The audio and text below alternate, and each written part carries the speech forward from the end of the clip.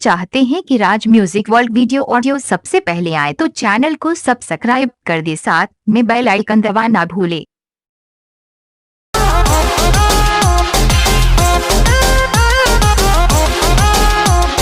खाता ना पीता ना सोता है, मेरा नाम लेके रात दिन रोता है।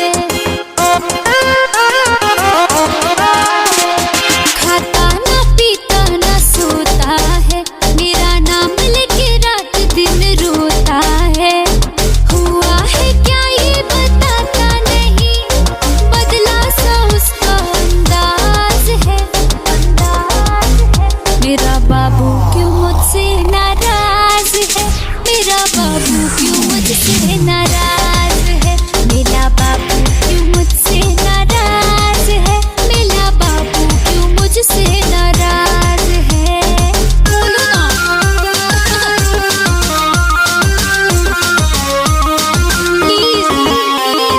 onlinebhojpuri.com।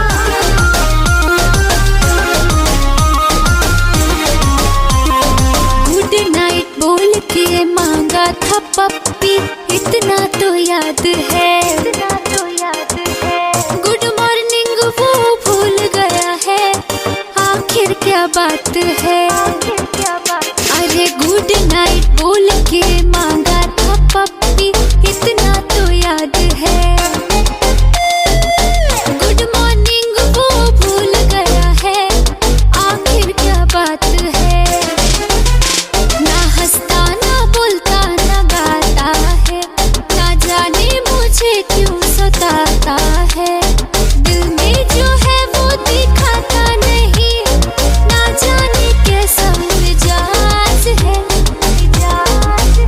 मेरा बाबू क्यों मुझसे नाराज है, मेरा बाबू क्यों मुझसे नाराज है, मेरा बाबू क्यों मुझसे नाराज है, मेरा बाबू क्यों मुझसे नाराज है।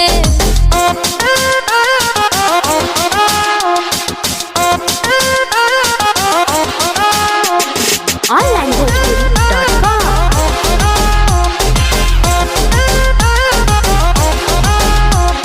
देखते ही मुझको हग करता था, आज अनजान है। सैड सैड चेहरा क्यों दिखने लगा, जैसे टूटा अरमान है। अरे देखते ही मुझको हग करता था, आज अनजान है। सैड सैड चेहरा क्यों दिखने लगा, जैसे टूटा अरमान है। ना लड़ता झगड़ता ना कहता है, गुमसुम होके दूर मुझसे रहता है। बिन बोले जानू कैसे उनकी बात, अंदर छुपा के सराज है। मेरा बाबू क्यों मुझसे नाराज है, मेरा बाबू क्यों मुझसे नाराज है, मेरा बाबू क्यों मुझसे नाराज है, मेरा बाबू क्यों मुझसे नाराज है। onlinebhojpuri.com।